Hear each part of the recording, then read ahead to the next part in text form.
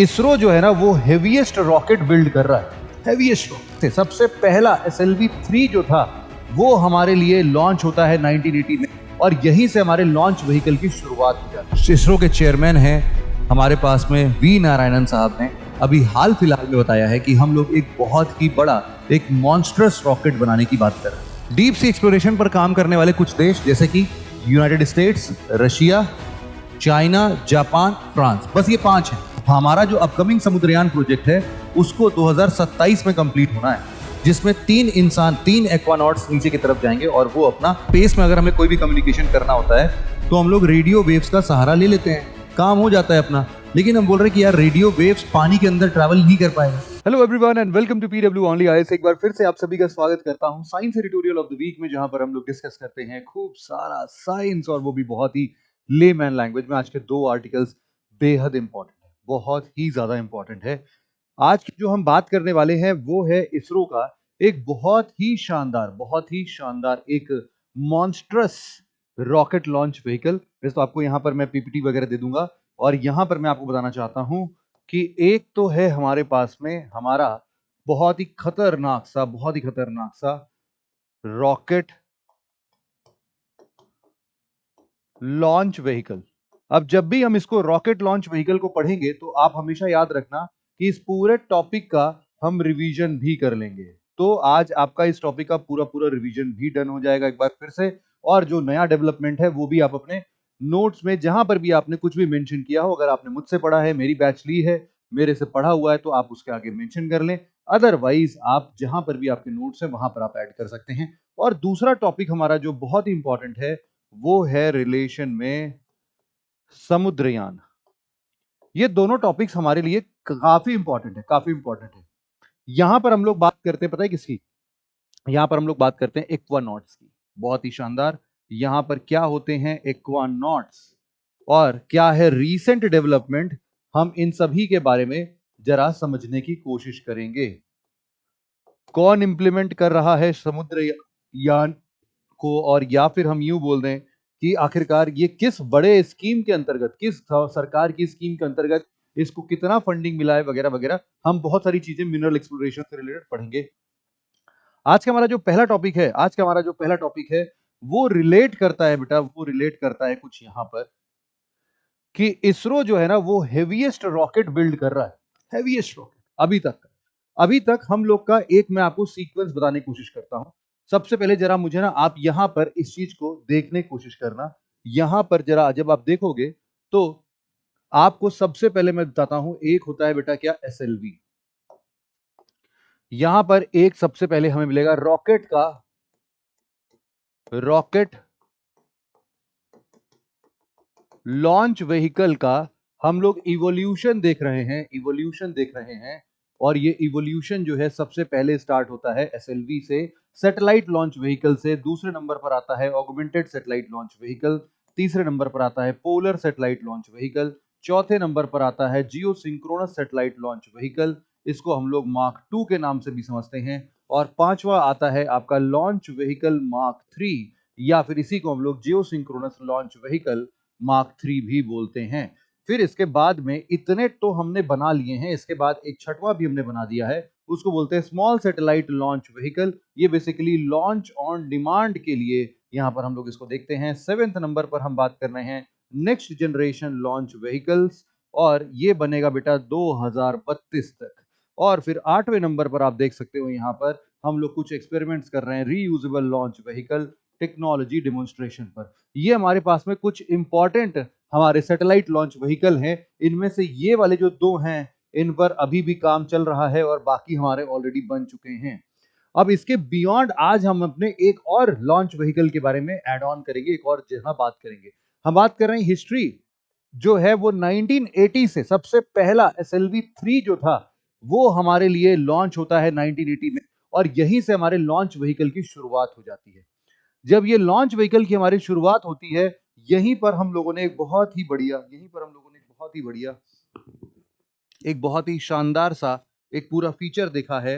उसको हम लोग जरा समझने की बात कर रहे हैं यहां पर कि ये 1980 में स्पेस एजेंसी ने सक्सेसफुली सबसे पहला लॉन्च व्हीकल किया था। SLV-3 हम लोग उसको बोलते हैं। अच्छा, एक बड़ी छोटी सी बढ़िया बेहतरीन सी इंफॉर्मेशन आप लोगों के लिए भाई, कि टीचर्स डे आप सभी को पता है आ ही रहा है, और आपके फेवरेट टीचर और हमारे हम सब के जो फेवरेट मेंटर हैं, उनको हम रिकॉग्नाइज करते हुए, उनको ऑनर करते हुए हम लोग आपके लिए लेकर आए हैं यूपीएससी पर स्पेशल कुछ ऑफर्स। अप टू 70% ऑफ है सभी कोर्सेज पर, एक बार विजिट जरूर से कर लीजिएगा। ठीक है भाई, हम लोग आगे बढ़ते हैं और सबसे पहले समझते हैं कि ये क्या हुआ आखिरकार, क्या हिस्ट्री रही है। तो हम बोल रहे हैं कि इंडिया जो है ना, वो इसरो ने बहुत शुरुआती दौर में ही हमने रॉकेट लॉन्च व्हीकल स्टार्ट कर दिया था। मतलब कि हमारा नवंबर 21 1963 को हम लोगों ने एक साउंडिंग रॉकेट अपना लॉन्च किया था। लेकिन हमेशा याद रखना कि अच्छा, ये एसएलवी के भी पहले की बात हो रही है, साउंडिंग रॉकेट की बात हो रही है यहां पर। ये जो साउंडिंग रॉकेट है हमारे लिए, ये हमेशा याद रखना कि it is not a launch vehicle to launch satellite, this is sounding rocket. इसका काम हमेशा और हमेशा इन्वायरमेंटल स्टडीज के रिलेटेड होता था। ये बस हमारे एटमॉस्फेयर के ऊपरी सतह तक ऊपर जाता था, स्पेस में भी नहीं जाता था, और वहां से कुछ कुछ स्टडीज करके ये वापस आता था। तो हम बोल रहे हैं कि यहाँ पर एक वो जमाना था 1963 पर, जब हम लोग बैलगाड़ी में सैटेलाइट को लाद के ले जाया करते थे, और फिर वहां से सिलसिला धीरे धीरे स्टार्ट होता है हमारे सब ऑर्बिटल रॉकेट्स के साथ साथ हमारे आगे के कुछ प्रोग्राम्स का। सबसे पहले आते हैं हमारे सबके चहेते doctor APJ Abdul Kalam.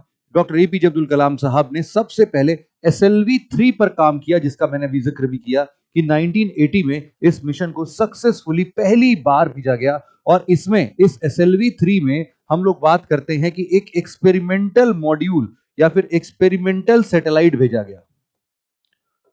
Experimental satellite जिसका वजन था मुश्किल से 40 से 50 केजी का, बस इतना ही था, इतना ही था। और एसएलवी 3 का पूरा वजन अगर आप मुझसे पूछोगे तो it was approximately of 17 ton.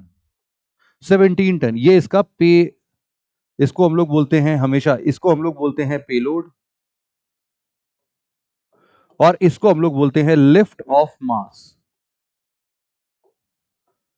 17 ton मतलब 17,000 केजी का ये रॉकेट उड़ता है, और मात्र 40 से 50 केजी का ये अपने साथ सैटेलाइट लेके जाता है। यहां पर हम लोग बोलते हैं एसएलवी 3 ने सबसे पहले जब अपना 1979 में ये मिशन स्टार्ट किया था तो ये फेल हो गया था, बट अल्टीमेटली 1980 में जाके हमें पहली बार सफलता मिलती है और हमने अपने सबसे पहला सैटेलाइट लॉन्च किया था।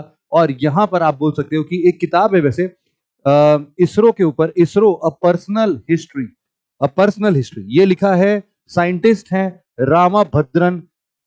इन्होंने बहुत ही शानदार कुछ लाइनें लिखी हैं। जैसे इन्होंने लिखा है कि जब पहला स्टेज नॉर्मल फील हुआ तो इन्होंने अब्दुल कलाम साहब की ओर देखा और बोला कि क्या, तो उनका मुंह थोड़ा बना हुआ था।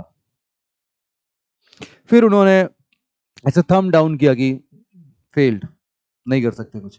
तो ये 1979 की कहानी थी, लेकिन उसके बाद वो रुके नहीं, और उसके बाद हम लोगों ने वापस इससे तुरंत ही सीखते हुए सारी कमियों को जुलाई 18 1980 में फिर से एक फाइनल उड़ान भरी। और इस टाइम पर ये बोलते हैं ना, काफी प्रॉब्लम भी थी। उस टाइम पर आपको पता है कि जो हमारी गवर्नमेंट थी वो इतनी स्टेबल नहीं थी, है ना। दिल्ली में इंदिरा गांधी की वजह से थोड़े केओस ऑलरेडी मचे हुए थे। यहां पर श्रीहरिकोटा के अंदर में, जो त्रिवेंद्रम और श्रीहरिकोटा है, यहां पर इसका ट्रिकल डाउन इफेक्ट देखने को मिल रहा था। बट स्टिल इन्होंने अपनी किताब पर लिखा कि we were very determined to go for this SLV 3 launch and it got successful. जब इन्होंने रोहिणी 1 के नाम से, रोहिणी 1 जो है हमारा सबसे पहला सैटेलाइट जो है लॉन्च होता है, सॉरी एक 40 केजी का एक्सपेरिमेंटल सैटेलाइट है, इसी को हम लोग रोहिणी सीरीज भी बोलते हैं पूरे लॉन्च व्हीकल को। तो ये हमारे लिए, हम लोगों इसके बाद तुरंत के तुरंत 6th मेंबर बन जाते हैं उस क्लब के जिसके पास में अपना खुद का लॉन्च व्हीकल है। उन 6 चुनिंदे लोगों में हम लोग शामिल होते हैं। फिर पीएसएलवी का राइज होता है। पीएसएलवी की कहानी में आपको एएसएलवी देखने को मिलेगा। ASLV is simply augmented SLV, है ना। हम लोग बोलते हैं कि ये क्या है भाई, दिस इज ऑगमेंटेड एसएलवी। मतलब कि जो हमारा एसएलवी था वो SLV basically four staged all solid fuelled rocket था। तो हमने क्या किया, इस 4 स्टेज में हम लोगों ने जो स्ट्रैप ऑन बूस्टर्स होते हैं, स्ट्रैप ऑन बूस्टर्स, ये हम लोगों ने इसमें ऐड कर दिया या फिर ऑगमेंट कर दिया। मतलब कि सैटेलाइट जो थी वो हमारे लिए पहले ही ऐसी तो थी ही, हमने इसमें बहुत बड़े बड़े बहुत बड़े बड़े, साथ में हमने क्या कर दिया, ऑगमेंट कर दिया इसमें दो ऐसे, साथ में हमने स्ट्रैप ऑन बूस्टर ऐड कर दिया। दिस वाज ASLV, लेकिन ASLV का कोई भी सक्सेसफुल उड़ान नहीं हो पाया था। ये होता भी आगे चलकर, बट उस टाइम तक 1992 का समय आ चुका था और 1992 के समय पर हम लोगों ने ऑलरेडी PSLV का अच्छा खासा डेवलपमेंट देख लिया था और PSLV पर लोग ज्यादा फोकस करने लगे। And this was the rise of big rocket league, जब पहली बार अक्टूबर 1994 में इसरो ने पहली बार PSLV का सक्सेसफुल मिशन कंप्लीट किया, जिसके अंदर में अब पेलोड कैपेसिटी बढ़ के 1000 kg हो चुकी थी, 1000 kg। और यहां पर अब हम लोग बात कर रहे हैं, अब कोई छोटा मोटा यहां पर हम लोग बात ही नहीं करते हैं। जैसे कि एएसएलवी का वजन जो था, पेलोड मास, सॉरी जो, हाँ पेलोड हम लोग बोलते हैं, पेलोड हमने इसका बढ़ा के कर दिया था लगभग लगभग 150 kg के आसपास, और ये था हमारे लिए लगभग लगभग 39 टन का, 39 टन का। लेकिन जब PSLV आता है, PSLV, तो हम लोगों ने बोला कि अभी छोटे मोटे काम करने ही नहीं है, मतलब 17-40 kg तक बात ही नहीं करनी है। हमने काफी हद तक इसके वजन को बढ़ाया और हमने सीधे सीधे इसको कर दिया क्या, 320 टन। 320 टन की बात जब हम कर रहे थे, तब जाके ये आराम से हमने बोला कि PSLV के पास इतनी ताकत आ गई कि ये up to 1750 kg low earth orbit में और अप टू 1425 kg हमारे जियो सिंक्रोनस ट्रांसफर ऑर्बिट में भेजने लगा। इतना ज्यादा इसका कैपेसिटी हो गया, पेलोड कैपेसिटी। तो इसी की वजह से अब PSLV को हम लोग नाम देते हैं क्या, work horse of the ISRO. Work horse of the ISRO इसलिए भी नाम देते हैं क्योंकि वर्क हॉर्स होने के मुताबिक इसने इसरो के कितने सारे सक्सेसफुल मिशंस प्लान किए हैं। आप बात करो सबसे पहले 2008 के चंद्रयान 1 मिशन का, या फिर 2013 के मंगलयान मिशन का, 2015 के एस्ट्रोसैट मिशन का, या फिर 2023 के आदित्य L1 मिशन का, या 2024 के एक्सपोसैट मिशन का, इन सभी के पीछे PSLV का ही हाथ है। और PSLV is one of the most important source जब भी हम लोग IRNSS की बात करते हैं, Indian regional navigation satellite system की जब हम बात करते हैं, तो सारे के सारे जो मेजर कॉन्स्टिलेशन ऑफ सैटेलाइट्स, जो हमारा नाविक बाद में जाना गया, उसको भी लॉन्च करने वाला पहले जनरेशन का सारा सैटेलाइट PSLV के द्वारा लिया गया था। यहां पर आप और भी बातें देख सकते हैं। फिर इसके बाद, वैसे और है ही नहीं, इसे आदत मैंने बता दिया, डोंट वरी। फिर हमें बोल रहे हैं कि टुडे PSLV जो है ना, वो अब अपने आप में बहुत सारे अलग अलग वर्जन में आता है। बेसिकली इसके 3 अलग अलग वर्जन हैं। पहला वर्जन अगर हम लोग देखते हैं तो ये होता है, इसमें इसको हम लोग बोलते हैं कोर एलोन, कोर एलोन, या फिर PSLV CA। इसमें किसी भी प्रकार का नो स्ट्रैप ऑन बूस्टर है, कोई भी स्ट्रैप ऑन बूस्टर्स नहीं होते हैं। फिर इसके बाद हम लोग यहां पर देखते हैं, एक बिल्कुल सिंपल सा है PSLV का तीसरा कॉन्फ़िगरेशन। एक तो बिल्कुल बेस मॉडल है उसका, और दूसरा जो इसमें मॉडल है उसमें है PSLV XL। PSLV XL की जब हम बात करते हैं तो यहां पर बहुत ही ज्यादा आप देख सकते हो एक्सटेंडेड स्ट्रैप-ऑन्स लग जाते हैं, और यहां पर हमें एक डेजिग्नेटेड कम से कम नहीं तो 6 बूस्टर्स दिखते हैं, 6 बूस्टर्स बहुत ही बड़े बड़े। तो यहां पर और दूसरा मतलब जो एकदम पहला है वो तो बेस मॉडल है उसका, जिसके अंदर में हम लोग को 4 स्ट्रैप ऑन बूस्टर्स देखने को मिलते हैं। तो यहां पर हम लोग बोल रहे हैं कि एक तो 6 स्ट्रैप ऑन है, जेनेरिक जेनेरिक PSLV के पास में 6 स्ट्रैप ऑन है, एक कोर लोन कॉन्फ़िगरेशन जिसके पास कोई नहीं है, और एक है PSLV XL जिसके पास एक्सटेंडेड स्ट्रैप ऑन है। तो यहां पर हम लोगों ने इसके बाद देखा राइज ऑफ GSLV, या फिर यहां पर थोड़ी PSLV की और भी बात की गई है कि देखो 1750 kg तक का पेलोड जो है वो लोअर ऑर्बिट में PSLV ले जा रहा था, ये तो मैंने पहले बता दिया। लेकिन अब जब भी बात होती है किसकी, जब भी बात होती है हमारे GSLV की, GSLV, तो GSLV का जो मार्क 2 वर्जन है, हम अगर इसकी बात करते हैं तो इसके पास भी बहुत अच्छी कैपेसिटी आ जाती है।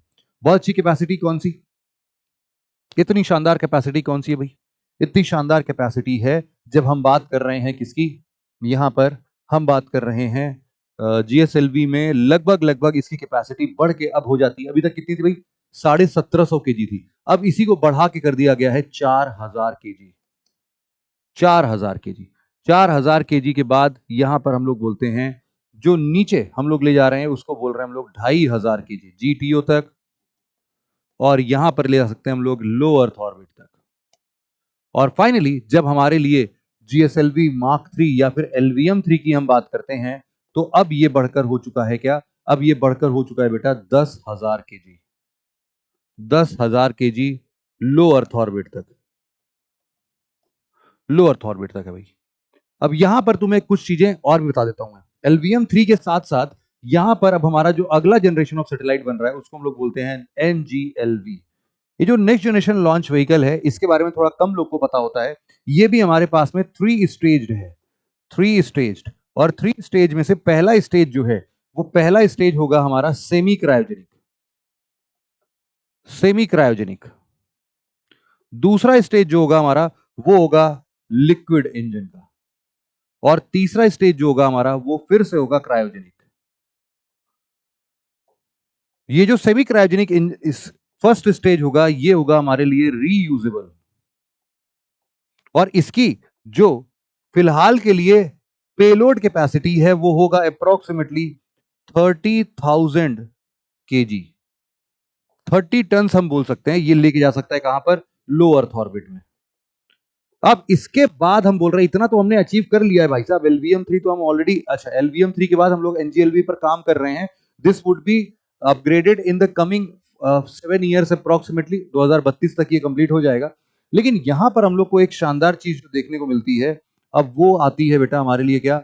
हमारे लिए आती है, यहां पर हम देख सकते हैं, इसको हम लोग बोल रहे हैं एक बहुत ही शानदार, हम जिसको नाम देते हैं यहीं पर, अच्छा आगे ही लिख देता हूं यार, इसके आगे ही लिखता हूं। यहां पर ये इस पूरी कहानी के बाद, जब हम लोगों ने LVM 3 की बात कर ली, उसके बाद अब जो हमारे इसरो के चेयरमैन हैं हमारे पास में वी नारायणन साहब ने अभी हाल फिलहाल में बताया है कि हम लोग एक बहुत ही बड़ा, एक मॉन्स्ट्रस रॉकेट बनाने की बात कर रहे हैं। और वो काम आएगा हमारे लिए जब हम लोग लूनर मिशन करना चाहते हैं। हम लोग करना चाहते हैं क्या? क्रूड, क्रूड लूनर मिशन, या फिर लूनर लैंडिंग मिशन बोल दो आप इसको। Lunar landing mission. जब भी हम ल्यूनर लैंडिंग मिशन की बात कर रहे हैं, तो यहां पर इस मिशन को कंप्लीट करना है हमें कब तक? 2040 तक। हमारा जो टाइमलाइन फिलहाल के लिए अभी है, मैं आपको वो भी थोड़ा सा बता देता हूं। हमारे पास में भारतीय अंतरिक्ष स्टेशन का जो फर्स्ट मॉड्यूल है, फर्स्ट मॉड्यूल, उसको जाना है 2028 तक, सबसे पहला मॉड्यूल। और इसको कंप्लीट कर देना है पूरा का पूरा, सारे के सारे मॉड्यूल के साथ कंप्लीट कर देना है 2035 तक। अब इसी के बीच में हम देख रहे होंगे 2032 तक में हमारा NGLV तैयार हो जाएगा। और फिर इसके बाद 2035 में एक और बड़ी भारी चीज आ रही है। 2035 में आ रहा है हमारा ल्यूनर लैंडिंग मिशन के लिए हमारा अलग से लॉन्च व्हीकल। तो हम लोगों ने बोला है कि इसके लिए हम लोग एक नया व्हीकल बनाने की बात कर रहे हैं, जिसका नाम हम लोगों ने लूनर से ही रिलेटेड रखा है। और इसका नाम हम लोग यहां पर अगर देखें तो हमें मिलेगा LMLV। इसको हम लोग बोलते हैं क्या? LMLV। इसके लिए LMLV की अगर हम बात करें तो जरा इसके लिए देखो, ऐसे बहुत सारे स्पेसिफिकेशंस तो अभी तक इसरो ने हमें कुछ भी दिए नहीं हैं। इसरो के कोई भी ऐसे स्पेसिफिकेशंस तो नहीं आए हैं। बट स्टिल हम लोग इस बात को बोल सकते हैं कि यहां पर जितना इसकी कैपेसिटी बताई गई है ना, अगर मैं आपको उसके बारे में सिर्फ बता दूं, तो यहां पर LMLV की अगर हम बात कर रहे हैं,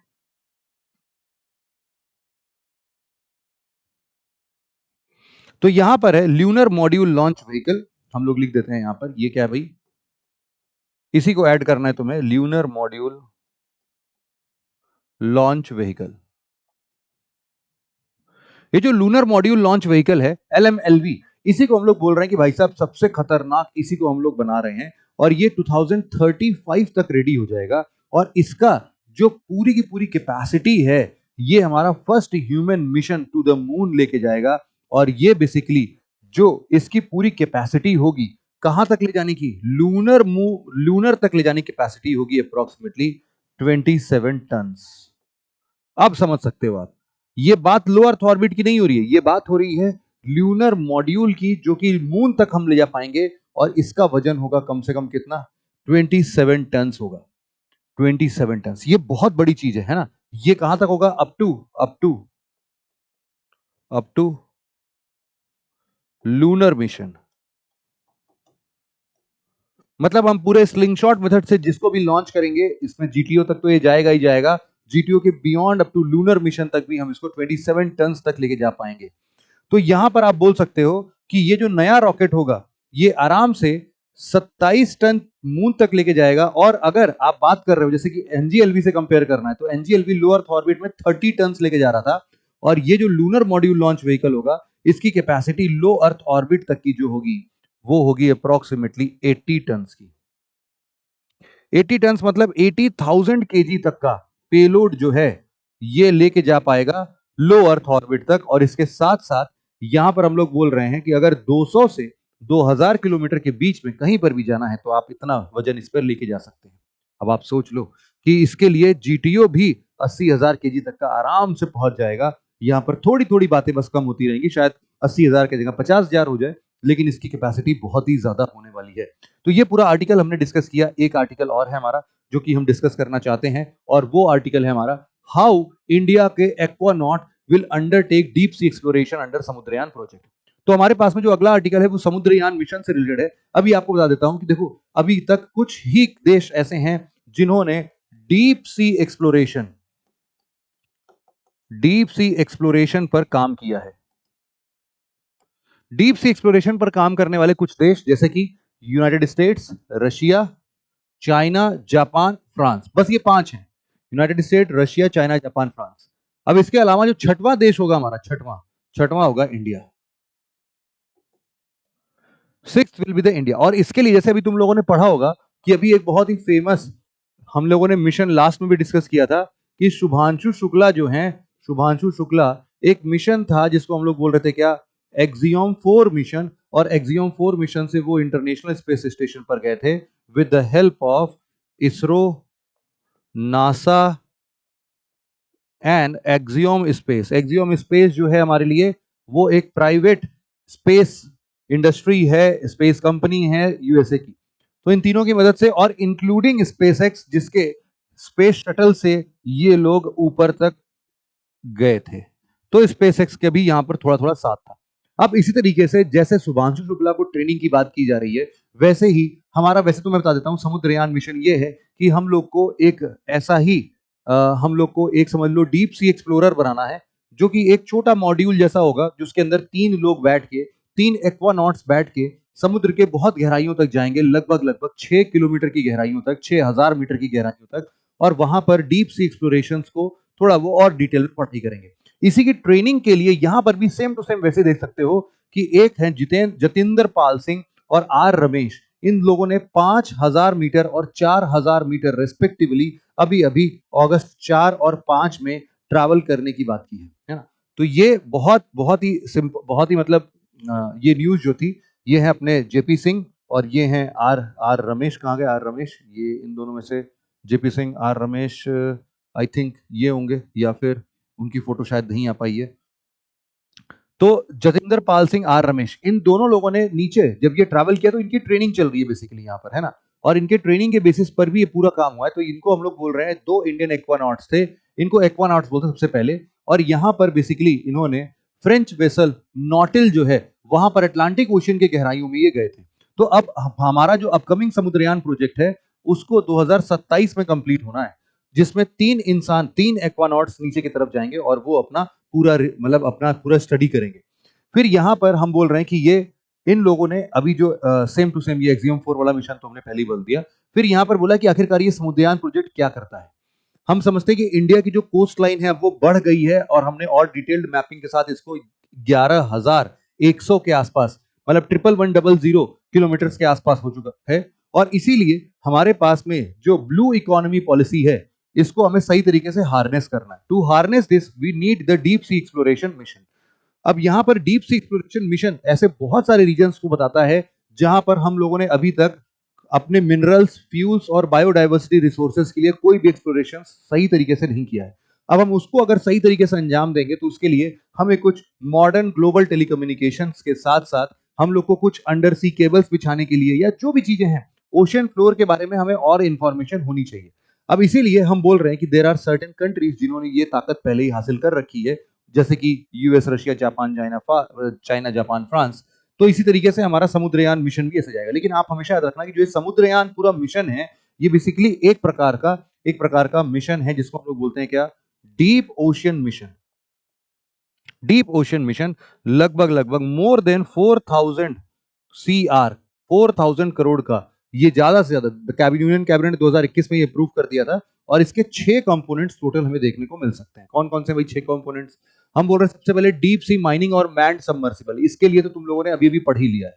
और ये हमें क्या कर रहा है, डीप सी रिसोर्सेज को थोड़ा हार्नेस करेगा। मैन्ड सबमर्सिबल्स हमें बनाने हैं, तो मैन्ड सबमर्सिबल हमने बनाया भी है। इसका नाम हम लोगों ने रखा है क्या, मत्स्य मत्स्य 6000। अभी दिखाता हूं मैं ये कैसा दिखता है मत्स्य 6000। और यहाँ पर ocean climate change advisory services भी यहाँ पर हम लोग देखेंगे। साथ में exploration and conservation of deep sea biodiversity conservation programmes भी हमारे हैं कि कोई भी माइक्रोब या मरीन रिसोर्सेज हैं तो ऐसा नहीं है कि ब्लू इकोनॉमी के चलते उनको पूरा एक्सप्लॉइट कर देना है।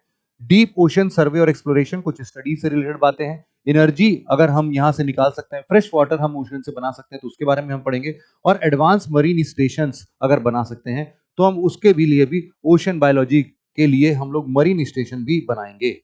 वही चीज यहां पर लिखा है कि कुछ ऐसा बताओ कि जिससे deep sea mining, under water vehicles, robotics और क्रूड सबमर्सिबल जैसी चीजें पॉसिबल हो पाए। यहां पर ocean climate change advisory services हम दे पाए। हम लोग कुछ ऐसे टेक्नोलॉजी इनोवेशंस करें जहां पर डीप डीप सी बायोडाइवर्सिटी पर हम काम कर पाए। हम लोग यहाँ के कुछ पॉलीमेटेलिक नोड्यूल्स पर काम कर पाए, है ना। यहाँ पर मैंगनीज हाइड्रोक्साइड्स ओशन फ्लोर पर मिलते हैं। मतलब these are some precious mineral deposits that we need to look upon. फिर nickel, rare earth minerals, cobalt, इन सब चीजों का भी हम लोग यहाँ पर ध्यान देंगे। फिर इसके लिए कुछ मरीन स्टेशन बनाने की बात जैसे हमने की। और ये सारी की सारी चीजें जो हैं, जैसे हमने बताया एनर्जी और फ्रेश वाटर के लिए भी बात हुई। तो इन 6 में से हम बात कर रहे हैं कि यहाँ पर जो NIOT है, national institute of ocean technology, इन्हीं वो ही कोऑर्डिनेट कर रहा है इन सभी चीजों के लिए। और समुद्रयान प्रोजेक्ट जो है वो सबमर्सिबल मतलब एजेंसी जो है वो ही समुद्रयान प्रोजेक्ट को भी लीड करने की बात कर रहा है। ये है तुम्हारे लिए मत्स्य 6000। मत्स्य 6000 तुम देख रहे हो, इसमें जो टोटल इसका डायमीटर तुम देख रहे हो यहां से लेके यहां तक का, ये अप्रोक्सीमेटली 2.1 मीटर का है। हम बोल रहे हैं इसके अंदर में 3 एक्वानॉट्स बैठ सकते हैं, 3 एक्वानॉट्स बैठ सकते हैं। और साथ ही साथ 3 एक्वानॉट्स के साथ साथ हम बोल सकते हैं यहां पर अब अभी के लिए हम बोलते हैं जो 3 एक्वानॉट्स हैं वो नॉर्मली 12 आवर्स के लिए जाएंगे, लेकिन कभी इमरजेंसी सिचुएशन में इसको हम एक्सटेंड करके 96 आवर्स भी कर सकते हैं। तो ये पूरा का पूरा वर्जन है हमारा। अभी अभी हम लोगों ने एक इनिशियल टेस्ट कंडक्ट भी किया था जिसके अंदर 500 मीटर की डेप्थ पर हम लोगों ने एक स्टील स्फीयर बनाया था। लेकिन फिर हमें रियलाइज हुआ कि भैया स्टील स्फीयर से कोई काम नहीं होने वाला है, क्योंकि स्टील स्फीयर इतना मजबूत नहीं है कि 6000 मीटर नीचे उस प्रेशर को वो झेल सके। इसीलिए अब हम लोगों ने टाइटेनियम एलॉय का इस्तेमाल करना शुरू किया है। अब टाइटेनियम एलॉय में हम लोग ये बोल रहे हैं कि 6000 मीटर के गहराइयों में यही एकमात्र ऐसा एलॉय है जो कि हम लोग को ये बचा सकता है, उतना प्रेशर ये झेल पाएगा। लेकिन अब आप समझो कि यहां पर जो हमारे पास में अंडर अंडर वाटर जब 6000 मीटर के नीचे जब तुम प्रेशर को काउंट करते हो तो it is basically approximately 600 times that we feel on the above on the surface of the earth. अभी जितना लग रहा है उससे 600 गुना ज्यादा प्रेशर हम लोग बियर ही नहीं कर पाएंगे, और इसके लिए इन सभी चीजों का बनना बड़ा जरूरी है। तो यहां पर हम बोल रहे हैं कि there are certain challenges as well इसको बनाने में। अब कई बार ना डेप्थ ऑफ द ओशन के एनवायरमेंटल कंडीशन या फिर जो वहां का एक्सट्रीम प्रेशर है वो सब इंसानों के लिए हैबिटेबल तो नहीं ही होगा, मतलब उसको झेलने लायक वो बना ही नहीं सकता है। तो इसीलिए बहुत सारी चीजों पर ध्यान देना पड़ता है। सबसे इसमें मुश्किल काम है वेसल डेवलपमेंट का। वेसल डेवलपमेंट के लिए हमने चलो भले ही बोला कि टाइटेनियम एलॉय बना रहे हैं, और उसके लिए हम लोगों ने 80 mm का एक थिक एलॉय बनाने की बात की है। लेकिन 80 mm का जो थिक है, ऐसा बोला जा रहा है कि अगर कहीं पर 0.2 mm भी अगर ये कहीं से कम हुआ, मतलब कि पूरा बिल्कुल इक्वली 80 mm का बनना चाहिए, क्योंकि अगर कहीं से भी 0.2 mm तक भी कम हुआ तो ये पूरा का पूरा कोलैप्स कर जाएगा। हाँ, कहीं से भी उस प्रेशर को आने का मौका मिलेगा और वो वहीं से उसको तोड़ ताड़ के चिथड़ा कर देगा बिल्कुल। तो इसीलिए ये हमारे लिए पॉसिबल नहीं, बहुत ही डेलिकेसी के साथ इसको बनाना पड़ेगा। हर एक जगह पर एग्जैक्टली 80 mm आना चाहिए। सिमिलरली हम बोल रहे हैं कि जब भी हम इसके अलग अलग कंपोनेंट्स को वेल्ड कर रहे होंगे, है ना, तो यहां पर वेल्डिंग के टाइम पर भी हमें बहुत सारी चीजों पर ध्यान देना पड़ेगा, क्योंकि यहां पर नॉर्मल हम लोग मतलब वेल्डिंग जैसे हम लोग करते हैं वैसे ही नहीं कर सकते। दो कंपार्टमेंट्स को ज्वाइन करने के लिए इसके लिए कुछ अलग तकनीक की जरूरत पड़ेगी। हम बोल रहे हैं कि यहां पर एक प्रेसाइज टेक्निक जिसको हम लोग क्या बोलते हैं, electron beam welding, electron beam welding की जरूरत पड़ेगी, और उससे उसके बेसिस पर हम लोग बना रहे हैं। ये जो पूरा मत्स्य 6000 है, ये मत्स्य 6000 बनाने का काम जो है वो इसरो को दिया गया है। इसरो अभी इस पर काफी हद तक काम कर रहा है। नेक्स्ट हमारे लिए क्या है, मेंटेनिंग इन्वायरमेंट। इन्वायरमेंट को मेंटेन करना मतलब कि हैबिटेबल इन्वायरमेंट क्रिएट करना, ऑक्सीजन का पूरा प्रॉपर तरीके से वहां पर एक चैम्बर रहे, कार्बन डाइऑक्साइड के निकलने का वहां पर पूरा जुगाड़ रहे, लोगों के लिए खाने पीने की व्यवस्था जो भी हो वो इतना ना हो, क्योंकि देखो 12 घंटे के लिए तो चलो ठीक है, कोई अपने भूख प्यास को थोड़ा रोक के भी ट्रेन हो जाए तो रोक सकता है, बहुत ही लिमिटेड अमाउंट में। जैसे अभी हमारे ये कैप्टन साहब जब गए थे 4000 और 5000 मीटर की गहराइयों पर, तो अपने साथ मुश्किल से कुछ ड्राई फ्रूट्स लेके गए थे बस। उन ड्राई फ्रूट्स को खा के, क्योंकि वॉशरूम और इन सब चीजों की कोई सुविधा इसके अंदर में होगी नहीं, तो इसीलिए इसमें 12 घंटे के लिए आपको सरवाइव करना पड़ता है। फिर एक्वानॉट हेल्थ की बात है कि अगर यहाँ पर फिजिकली फिट एक्वानॉट्स नहीं है तो इनकी ट्रेनिंग उस हिसाब से करनी पड़ेगी। मतलब फिजिकली फिट नहीं है तो जा ही नहीं पाएंगे, तो सबसे पहले हम ऐसे लोग को छांटे जो कि फिजिकली फिट है और उनको फिर प्रॉपर ट्रेन करें। हम लोग यहाँ पर हम बोल रहे हैं कि नॉट टू ईट और ड्रिंक एनीथिंग। अब एनीथिंग मतलब कि बहुत ही कम खा सकते हैं। फिर एकॉस्टिक कम्युनिकेशन की बात कर सकते हैं। देखो एकॉस्टिक कम्युनिकेशन क्या है, हम लोग बोलते हैं कि नॉर्मल स्पेस में अगर हमें कोई भी कम्युनिकेशन करना होता है तो हम लोग रेडियो वेव्स का सहारा ले लेते हैं, काम हो जाता है अपना। लेकिन हम बोल रहे हैं कि यार रेडियो वेव्स पानी के अंदर ट्रैवल नहीं कर पाएगा, तो इसके लिए ना एक अलग से कम्युनिकेशन लाइंस हमें बनाना पड़ेगा, और इनफैक्ट वो हमने बना भी लिया है। हम लोगों ने एकॉस्टिक टेलीफोन्स का इस्तेमाल करना यहाँ पर सही समझा है। तो इस पर डेवलपमेंट ऑलरेडी हो चुका है। इसको शुरुआती तौर पर जब टेस्ट किया गया था तो ये फेल हो गया था, लेकिन बाद में हमने इस पर भी काफी अच्छे तरीके से ओपन ओशन में काम करा लिया है। तो अब ये हमारे पास एकॉस्टिक टेलीफोन की मदद से हम लोग कम्युनिकेट कर पाएंगे अगर कुछ भी प्रॉब्लम होती है या फिर कुछ भी एक्सप्लोरेशंस यहाँ पर हमें मिलते हैं। तो आई होप कि आज का ये पूरा डिस्कशन आपके लिए काफी शानदार और काफी इंपॉर्टेंट और काफी हद तक आपके लिए यूपीएससी पॉइंट ऑफ व्यू से आपको बहुत कुछ सिखाएगा। तो आज के इस डिस्कशन को यहीं पर हम लोग एंड करते हैं। आशा करता हूं कि आप बिल्कुल चुस्त दुरुस्त और तंदुरुस्त होंगे और अच्छी से पढ़ाई कर रहे होंगे। टिल देन, जब हम अपना अगला एक और साइंस एडिटोरियल का डिस्कशन करें, तब तक के लिए जय Hind. Thank you very much.